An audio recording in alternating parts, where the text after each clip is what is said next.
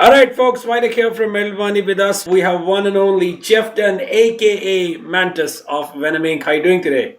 I'm very good, my friend, very good. You guys must be super pumped. You know, the first chapter of the next phase of you guys in the form of Owais will be released in the next few weeks. How's the band feeling right now? Excited,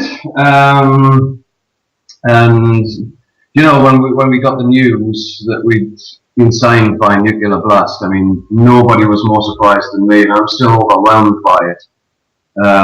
To be with such a prestigious label, and I suppose it was one of the dream labels that we thought of,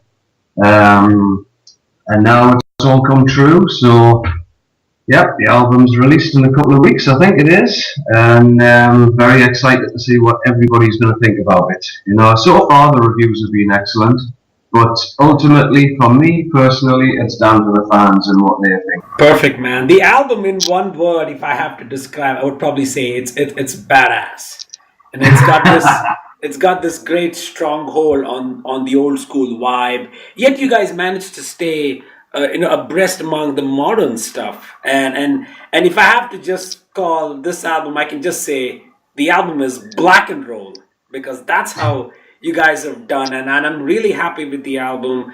How are you feeling, especially you being the main songwriter with all the crazy riffs you have written on this album?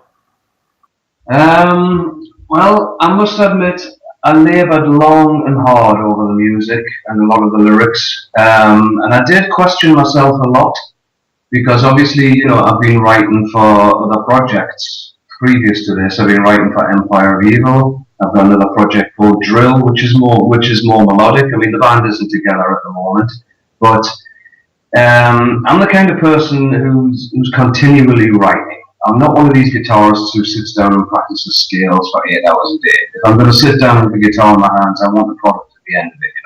It's all about songs for me. And I've got so many ideas and riffs going on in my head constantly. I've got to get them out somehow. But I think the one thing that helped with going back to the roots and getting a bit more old school was the fact that we've done in excess of 200 shows as VENOM INC. So we've been out there night after night playing those old songs, getting back into that old vibe again. And I think that has helped a lot. I remember I had a Skype conversation with the Demolition Man one day, and it was sort of midway through the writing process, and I was just sending music off to him and off to John Zazula constantly, and I was questioning myself, is this the right direction? Is this where I'm going? And Tony said to me, he says, you've just got to be who you are, do what you do, and play the way you play. So it was like, okay, so I put the stuff together, very happy with the music, then all the lyrical themes and everything came. I mean, like a song like, let's pick one, like Time to Die, that song came together literally in about 30 minutes. I sat down with the guitar and thought, right, I want to do this kind of section, this kind of section, and this kind of section, and bang, it was done. Other songs that I laboured over a little bit longer. I mean, the actual demo process, if you look at the folder on the hard drive, it goes from VENOM INC 001 to VENOM INC 020. And within those folders, I think it was V INC 015, number 15, there was 3 songs within that project page alone, which all made it onto the album. So a lot of the project pages, when I was coming up with different riffs, I was thinking, ooh, that's another song. So there was, some of them there was 2 and 3 more songs coming out of one project page. So probably more in excess of 25 songs, I would think, in various stages of completion, obviously. But I mean, even my girlfriend said, I live in the same house, but I haven't seen you for months. I was just locked away in the studio. It was an intense period. And then obviously when it came to mixing and production as well, I had said to John Zazula, give me a shot at this, and let's see where it goes.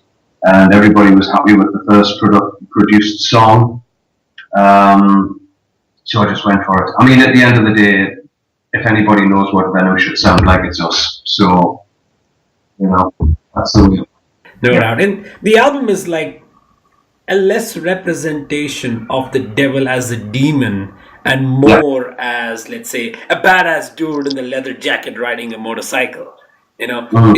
It kind of feels high on versatility to me. Makes me feel like there's a lot of enthusiasm. With Yeah. every metal subgenre I hear in the song, you guys have explored a lot, especially when it comes to your solos. Very well thought out, and often make me feel that the rhythm section is very strong on this album. How was Hmm. the thought process also when it comes to guitar harmonic? Because that's where I feel is the highlight of the album. Very well No. used. I never got tired of hearing them. And the way you balance your riffs and your solos, it's all in the place. And I'm sure That's you had this plan of having something like this and not overdo. yeah, yeah. I mean, I've always said I always go back to. I mean, I'll say one thing that people have asked me about favorite guitarists, and there's a lot of people out there. But if I had to listen to one guitarist for the rest of my life, it would be Gary Moore. And the reason being, his solos can be ferocious, they can be melodic, but they're always memorable. That's the one thing. It doesn't matter how long I haven't heard a Gary Moore song for. When it comes to the solo, I can still, I know what he's going to play. I know every part of that solo. I'm not saying that I can play it, but I know the solo. And for me, it's, for me, heavy metal music shouldn't just be a formula where it's, verse bridge, chorus, middle eight, guitar solo.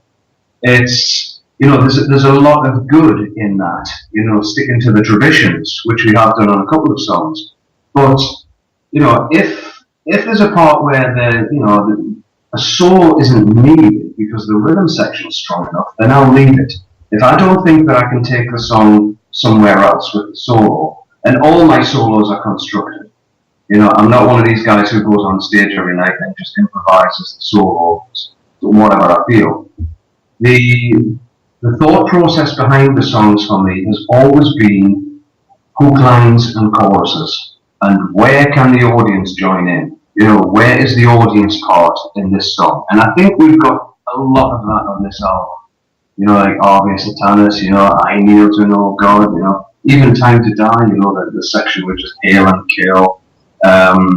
And obviously on Metal We Bleed, everybody will get to chant that big section when the band stops hard. So it's always thought out like that for me. And you mentioned Black and Raw. And myself and Tony, when we were thinking about the lyrics, I had a few lyrical ideas for that song itself. And then it all changed direction. Yes, it is a homage to Lemmy without being a direct sort of rip or a take off of it. So we decided to put all our heroes into that song. And this is the band that created black metal, so we have been told, I've always said we're a rock and roll band. We're just a straightforward metal rock and roll band. So, that's where the title Black and Roll came from. Yeah, we've heard it before, people said it, but we thought, let's go for it. But that's the way I'll always approach a song, is I like to imagine the audience in front and what are they getting out of it. It's not, for me, it's never about personal gratification where I can, go off on a tangent on a million miles an hour solo for half an hour. I'm not interested in that. I mean, I've never been one of those guitarists. And seriously, if someone said to me, you can either be the greatest guitarist the world has ever seen or the greatest songwriter, I would choose the songwriter. Very well said. Very well said. Yeah. Very well said.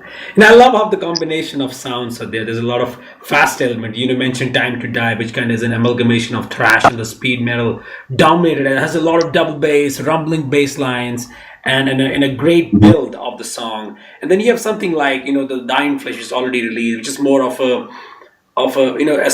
spine chilling riff being crawling as you keep listening. So there's a lot of styles on the album. It's not just the speed here. It's that hooks and the grooves that you brought into the album. And like you said, songs are written from a songwriter's perspective that how well can you come up with a song, be it the arrangement wise, the structure wise, where are the fans going to join, where Tony is going to sing. So a lot of thinking has gone into it, and that's something which not many albums or let me say, not many bands have that sort of skill. Maybe it comes with experience, like you have been doing for decades now. Yeah, I would probably say, yeah. I mean, I didn't look back. I mean, obviously, yes. Like I say, we've done in excess of 200 shows, so we've been playing those classic songs night after night. But a track like Countess Battery, it's a moment captured in time. We'll never recreate. There'll never be another Countess Battery. There'll never be another black metal, another witching hour. Those kind of songs. They were written on the spur of the moment. And I have to say, at that point, I was relatively inexperienced. First song that I ever wrote was Red Light Fever, and I was literally armed with a movable power chord and the first position of the pentatonic scale. That was it. And for me, that was enough. It's not how many tools you've got in the box; it's what you do with them. I've always said you could give two people the same woodworking tools, the top of the range woodworking tools. One will create a masterpiece which will last for years, and the other will chop some firewood. Both have their merits, both have their uses. And on the subject of guitar, there's a friend of mine, the guy that I knew quite a while ago actually, who was a demonstrator for a guitar company. And this guy, I mean, he's one of these guys who can play Satriani, Farley, Malmsteen, everything. The guy's incredible. He can tear the shit out of a fretboard. And they had a new model of guitar coming out, so they put a little demonstration up on YouTube. And this guy, like I said, he tore the crap out of this guitar. I mean, he was shredding and I hate that term, shred. He was just tearing it to pieces. And then at the bottom of the video, there was a little ticker tape came along, and it said, "Can also be used to play a song." And I thought, that's perfect, and that for me is, that's the thing, that the guitar is a tool to write songs. But I think, obviously, yes, you do gain experience over the years, but it's strange how you can write a song and you can think it's amazing, and you commit this song and you're very proud of it, and then there's another track which is lying in the corner, which you think is a throwaway, and that's the one people love. So you can never judge it. You can never really judge it. I've been asked so many times about the writing of the song Black Metal, right? And I've told this tale a few times now, but I'll tell you it. When you get up in the morning, you have your first coffee, your cigarette, and you go to the toilet to take a shit, right? Some people take a magazine in. One day I took the guitar, and that's where the riffs happened. Yep, that's where the magic happened, And who knew? Who was to know that song would become what people now call a classic? And I think, looking back on Venom, all part of the new wave of British heavy metal and stuff like that, which we never really felt we were a part of. But, there's still a lot of bands going around from that era now. And I've seen quite a few of them, without naming names, but, there's a lot of them that I love, a lot of them that are okay. But, they have maybe one or two songs which the audience erupt when they kick into that one or two songs, their famous classic songs. With us, don't ask me why, but we have a catalogue of those things. I have honestly seen in Europe and America guys who are my age, maybe a little bit younger, I'm 56, and I've seen grown men cry in the front row when we've kicked into some of the early stuff, like Angel stuff, Live Like an Angel, Die Like a Devil, And it makes me think that in a few years' time, will RVA have the same effect? I sincerely hope it will, but like I say, I'm a firm believer in, the stars align and everything comes together at one point, and that's that moment, So we've had moments all the way through, and it's strange because, without mentioning things, since Venom Inc. has started, there's been a lot of events which have occurred, personally and with the other guys, and as a band, which are exactly the same as what happened 36 years ago. It seems like the whole thing's come full circle and it's starting again. Lord help us. So, we're older, but no wiser. Let's put it that way. But no, like you say about the songs, I think, yes, you do gain experience, but sometimes you can gain too much experience. I'm not big on music theory. Never have been, I never will be. I'm not interested in the mathematics of music. If something sounds good, it sounds good. It sounds bad, it sounds bad. That's as far as I go. I remember years ago when I think we had just released black metal, and there was a music store in Newcastle that we all used to go into, and it was run by a father and son, and the father used to teach music theory, and I remember going in one Saturday afternoon and inquiring about music theory lessons, and he refused to teach me, and I asked him why, and he said, because you've got 2 successful albums out there, you're writing good songs, don't cram it full of mathematics, don't forget about that. Play from the heart, play from your balls, play with your soul. Right, It's as simple right. as that. Perfect, man. That's lovely. And there's one reason where you said that down the road you want to see people remember Owais in the same frame as how you wrote with the classic Venom songs. And there's one thing that really connects it is the deep and the dark matters on this album that provides a perspective and positivity in its messaging. And I love how Tony, you, Abaddon, you've sat together, written lyrics that spread positivity in the form of songs, and there's enough negativity in the world when we look at bands writing about negative stuff, terrorism, this that. But there's a lot of positivity when it comes to Venom Inc's lyrics, which I love how you and Tony have done this. So again, another factor that really gels well with the songs is the message that it brings to the people. Mm-hmm. I've always said, I've been questioned about lyrics before, and it was especially when I did the solo album Zero Tolerance. I was questioned about a lot of the lyrics on there. What do the lyrics mean? My answer was always, what do they mean to you? Because whatever they mean to you might not necessarily be what I wrote about, but if it has a different meaning to you and it touches you in some way, then that makes that song yours. What I did on Bloodstained, the chorus, bloodstains on blackened earth, is this all we've become? A distant memory of all that we have done. It's basically speaking about how we, as a human race, are completely fucking up this planet, fucking up each other. And for what? Why? We are supposed to be the most intelligent species on this planet.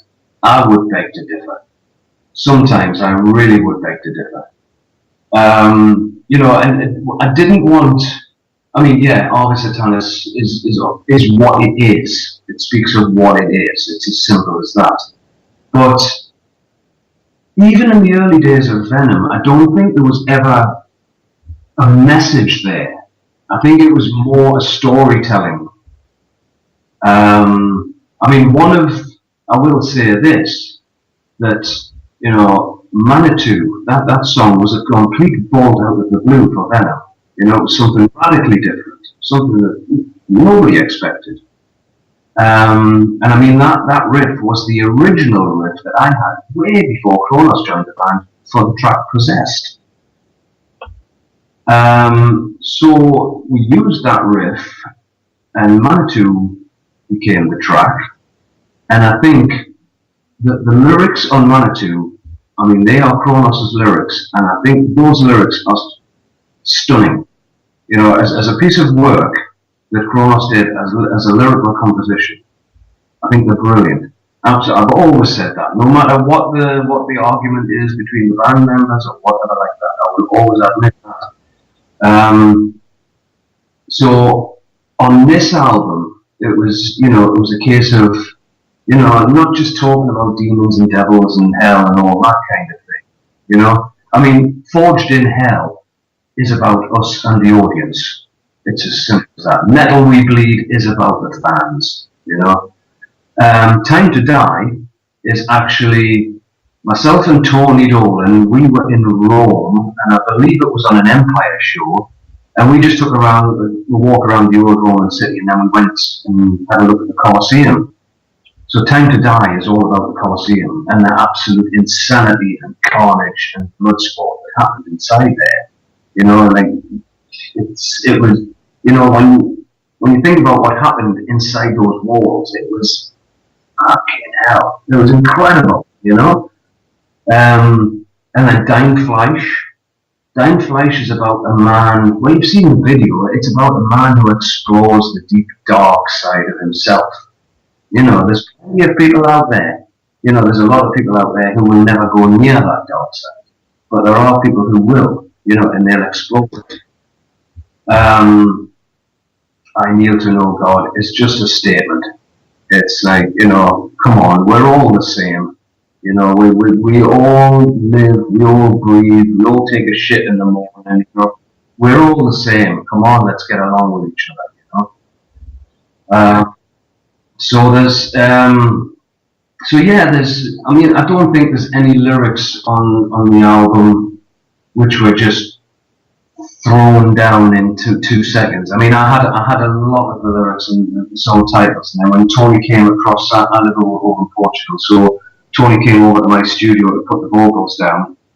Some of the songs were complete, and then, you know, there was some lyrical gaps and things, and then when myself and Tony get together, it's like idea tennis. We bounce off each other all the time. It's, as soon as we get in the studio together, it's very creative. It just happens, you know.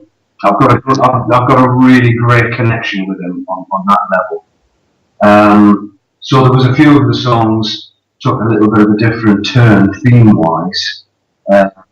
Some of them explored the theme a little bit deeper, you know.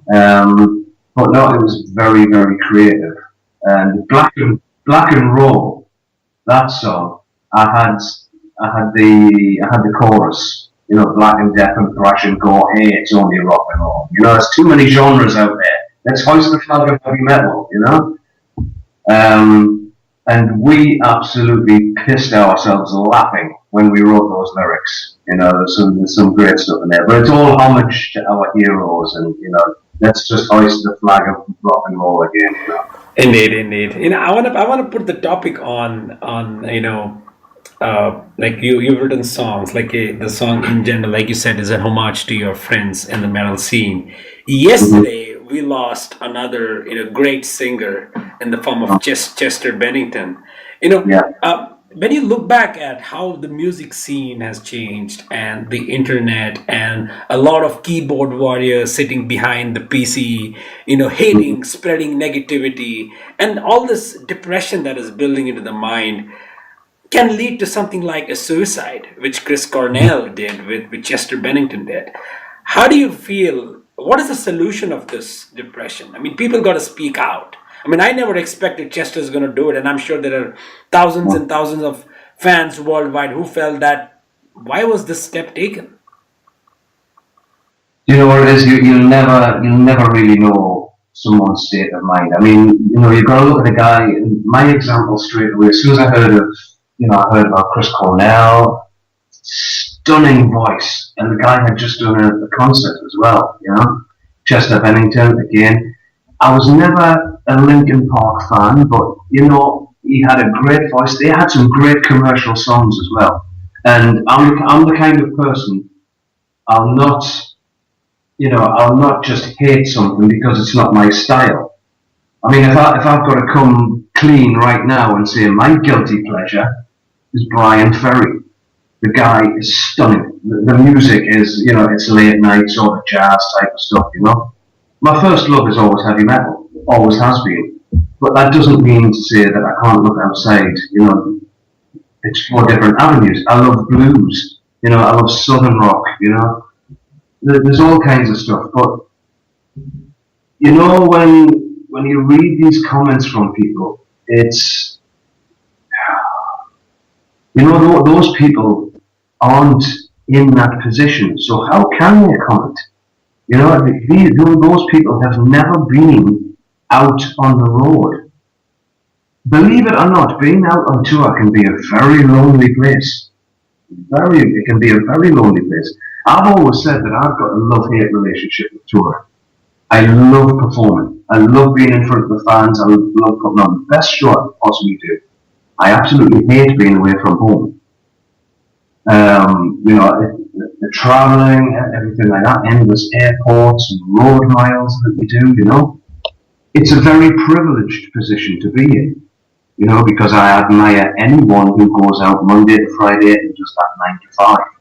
My father did, my grandfather did, but it's just something that wasn't for me, and I rebelled as a teenager, and I think as well, when you get somebody who's really, really creative, there is a lot of pressure on them. And I think, that you can hit that sort of manic depressive type of thing. I mean, who would have thought that Robin Williams was depressed? But at the same point, is he expected to be the life and soul of the party every time he turns up somewhere? Is he expected to be funny all the time? And it's the same as when you meet people, sometimes I find it difficult to meet the fans because I can't live up to what I am on stage. That's a different person altogether. It's almost like being an actor. You get on stage and you play that part. And that's great. I can be the host of the party, and I've been to some of the biggest parties in the world. I've enjoyed them clean and sober. But afterwards, I come back down to what I am now. I'm standing in my kitchen now doing this interview, and this is me. Sometimes people expect you to be that rock and roll animal 24/7, and you just can't do it. So I think on the subject of that and the depression, I read a thing today where it was saying that it's becoming more and more prevalent in the entertainment industry. And, who's to say that, it doesn't have something to do with these keyboard warriors who, have a go at anybody for any reason, But it's, have they done anything better, If I was to be criticised for my guitar playing by Zakk Wylde or, Frank Marino's, people that I look up to, I would listen to that criticism. But somebody who's never played a note in their life, never wrote a song, never spent hours and hours in the studio, weeks and weeks on the road, no, I don't think so. It's like, to know me, you have to walk in my shoes. It's what they say, But who's to know what was going on through Chris Cornell's mind? Who's to know what was going through Chester's mind? Especially when they're leaving their families behind. There's got to be something for the God. Yeah. So I think we need to be more receptive to it. We need to listen more, and I think there needs to be more help for it. I've been writing a book. I got asked to write a book about myself and Venom and everything, and it's been in the process for about 3 years now because I just haven't got the time to finish it. But there's a section in that book about myself, which people will be shocked about. Let's put it that way. Mantas, if you had to sum up the record, Owais, in a sentence, what would you say? In one sentence? I think it's dark, it's heavy, it's fun, and it's old school. And I think you're gonna get what you want out of this album. I really do. Yeah, and I hope everybody enjoys it as much as we do. Perfect, buddy. Thank you so much. I wish you good luck with the release. Just a couple more weeks, and obviously, the relentless touring that's going to continue. I hope it cracks, all the charts with all the fans worldwide. Thanks again for doing that. Thank you very much, man. Maximum respect. Great interview. Thank you very much, my friend.